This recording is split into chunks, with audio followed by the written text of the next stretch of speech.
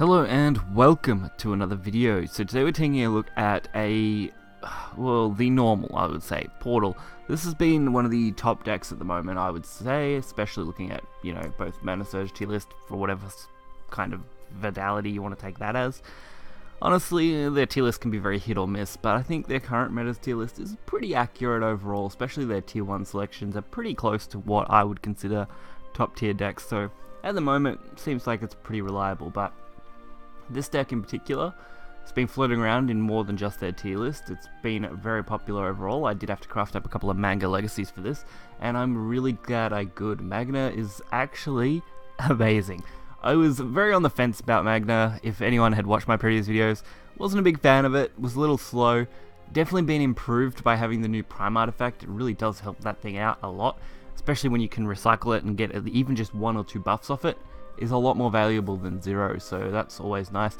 Plus, a lot of the decks now are quite low health storm boost things, like Sword, which goes off on about 7, so if you are going first, you can follow up immediately with Legacy, and if not, usually you can take out most of their board and then follow up with Legacy next turn to clear off the remainder. Otherwise, most other decks you can clear out pretty easily with it as well, which is always quite nice, and usually you already have a board to go with it, which works even better in your favour. Otherwise, the rest of the deck is pretty stock standard, minus the new card, the Synthetic Being. Of course, this is great because it is a 2-for-1 card. It can both put artifacts in and draw artifacts out without any evolve, which is great. Having no evolve use for it is really good. Probably just a little bit better than the Bronze, which gives you just a Prime. Plus, it doesn't affect your Resonance when you use it as just a standard artifact generation, or it can affect Resonance, so it does have a double use there as well, which is good. Otherwise, this deck is very consistent, honestly. We are running just the single Mecha Wing Swordsman.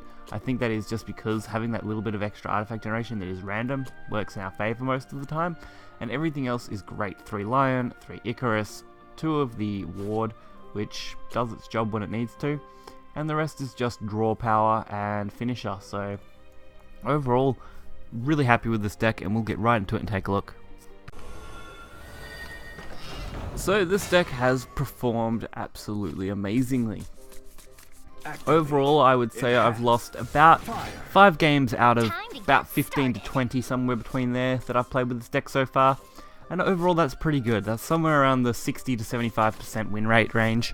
And honestly, that's great for a ranking deck. That's what you want. Anything above that 50-55 will easily get you up to Master or Grandmaster, depending on where you are at the moment. So we start off with a pretty ideal hand. You really want any kind of decent 2-drop that you can play out and get advantage out of. Of course, going first, you can't use the new Synthetic Being, just because it's not great on 2, but you can use it on 3, which sometimes can be just as good. Of course, I do tend to like to use it on 2, especially if I'm going second, which does give you a huge advantage. I'll be your piece. And we did get a second one, which isn't too shabby at all. Ow. I do decide to send damage to face. When you're facing blood, it tends to be more of an aggro matchup, so if you can get damage in early and then clear them out and force them to use their trade turns, usually you're going to be in favour. Of course, if they did decide to go face, we would have still had the easy clear here, and we would have got 4 damage, but they didn't know that, which is what I took as my advantage. And we got our Deus Ex Machina. Deus Ex Machina is a huge card. You can, of course, win without it. It's not impossible to win without it, but you definitely want it in the deck. It's definitely a core card and something you can't take out. Similar to Manga Legacy at the moment. I've noticed that dropping Manga makes a huge difference to your win rate at the moment, mainly because decks like Blood, Forest, Shadow, Sword, all of those have very wide boards now, and getting rid of them consistently is important. Of course, I go for the Hamlet on the Puppet because this does open up the advantage to trade with everything here. Completely remove their board is always an amazing thing to do. Coming at you.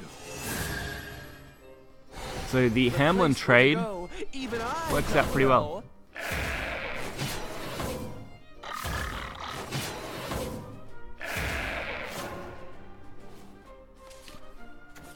So we get to play out whatever we want basically next turn.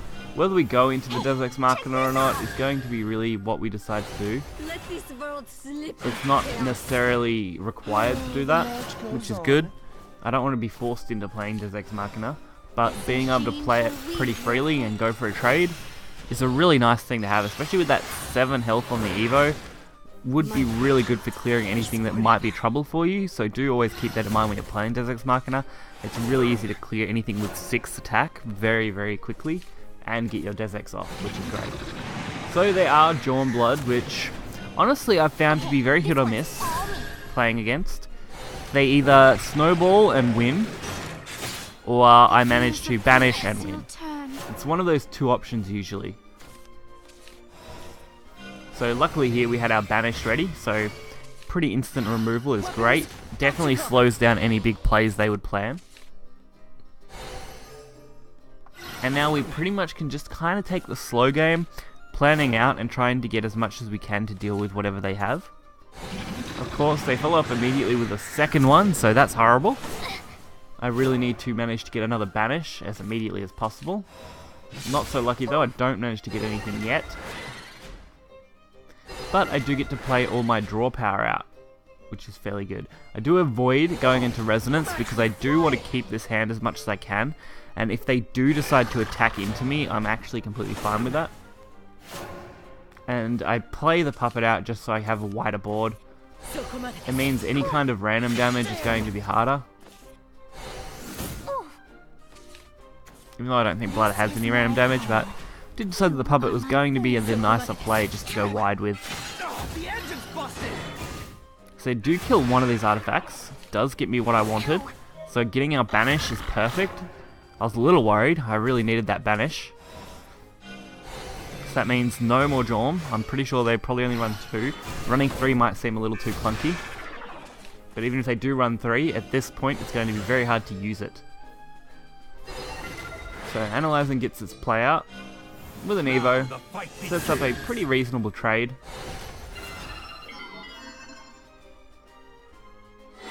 And really I don't have much else to do. I don't really want to go into Resonance because I really want to keep that Saphira. It is going to open up my finisher in the next couple of turns. I mean, not quite yet because they keep killing me, but it does put us fairly close.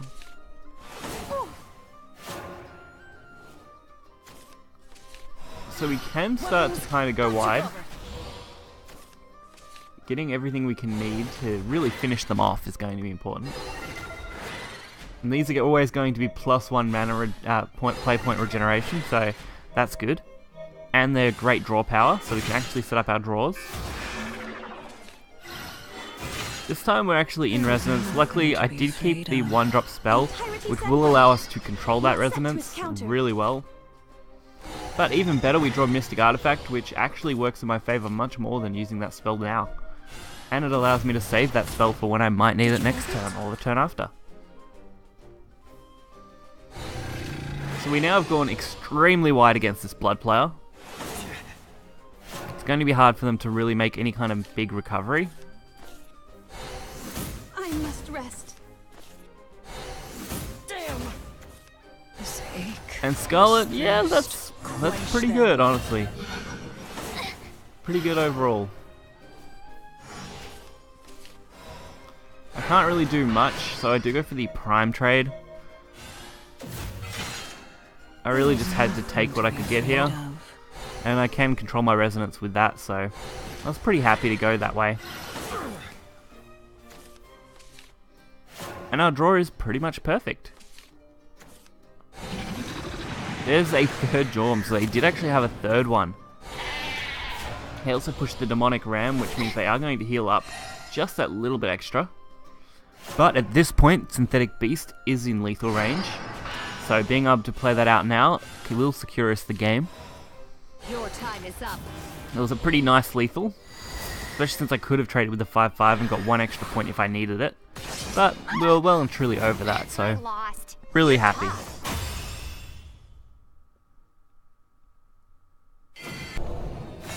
So I've really enjoyed playing Sword. Portal. I've really enjoyed playing Portal. I was thinking Sword because we're playing against Sword. Anyway, really great fun. I mean, Portal always has been fun for me. I've always enjoyed its mechanics and how it goes down. Honestly, I think at the moment Artifacts still definitely above Puppets. Puppet definitely have a place, like hybrids obviously, but I just don't think they're quite as strong. I have checked out a lot of puppet decks. I've checked out top Panda Cup decks. I've checked out, you know, every kind of puppet deck you can probably imagine at this point, and all of them just seem to lack that kind of mid-game tension that you really need, especially in Portal, to secure yourself to the late game, which artifacts just don't have that problem. Being able to swarm the board consistently every turn really makes all the difference. So Chromatic Duel, not too surprising to see that early. And I do just decide to use my card on that, getting rid of it, setting up a puppet. Thought that was kind of worthwhile at this point. Lancer, fair trade. Not the best way to remove it, but probably the best way they have. You might say, I found that this Portal deck does very well against Sword, and it also does reasonably well against Haven. I found Haven to be a bit more of a struggle, but Haven also bricks a lot harder, so if they go full Amulet and have no followers to defend themselves, Portal can just snowball them very quickly. But if they do get a really good hand, they can snowball themselves very quickly and beat out Portal's aggression.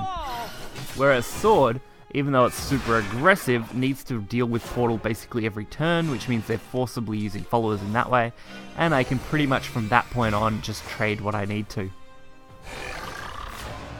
So I decide to use one of these puppets to remove this. I'm going to keep whatever I can get at this point on the board. And really we're lacking in cards, which is a huge problem now. This matchup is going well, but the only good card we've really got now is Manga Legacy, and that's going to be very hard to use without having a lot of artifacts. Luckily that draw is actually pretty decent. Gets us pretty much exactly what we need. We get a good trade. We can even throw this 2-1 at the face. With the Evo, gets us that aggressive damage that I need to really knock down the Sword player and force them to use removal on this, which will allow us to hopefully draw more cards that will give us an advantage. Don't get too carried away. It'll also make my Manga Legacy a bit stronger. Fatal Spellbomb, yeah, that's not too surprising. It won't be long now. But having to use the Evo trade on this is going to feel great for me. When you're this close. I must rest. So we're actually looking pretty solid. I'll be We decided to put more into our deck. I want to have at least one prime artifact in our deck, basically, most of the time. So being able to get at least that one in is always good, and it gives us our Storm for Radiance, which is always great as well. Icarus with an Evo, preemptively, mainly just looking for artifacts that I can use. And getting Ancient Artifact is great here. It will allow me to deal with stuff that I wouldn't normally be able to deal with in the next turn. And Hope Strategist is actually really good for me. It all ends here. They are going to pretty easily trade, but we are left with 4 damage there pretty nicely, and we can remove all of this in pretty much one big swing. Manga Legacy, instant removal. This was a failure. It is hard because that means I don't get to use my Manga Legacy on their Arthur play, but being able to secure 4 more damage and a really hard board to remove, especially if they need to go into Arthur next turn with no evolves, is going to make it very difficult to remove. So I think that was definitely the right play to put pressure on them, and really solid way to go about it. This strength is for you. So we are only 1 turn off using our Saphira, and we can remove this very, very quickly. And since we have got our acceleration, we should actually be able to gain all our points back and use both these ancient artifacts. Or at least one of these. We actually play out the other one early, and I think that worked out really well. Sword didn't really get to swarm, which is what you want, and you can pretty easily control the board. So I hope you guys did enjoy this video. Of course, this has been an absolute crazy deck. I've enjoyed it a lot. I do recommend playing it if you've got the cards, especially with Manga Legacy. It was one of the only legendaries I didn't have for Portal.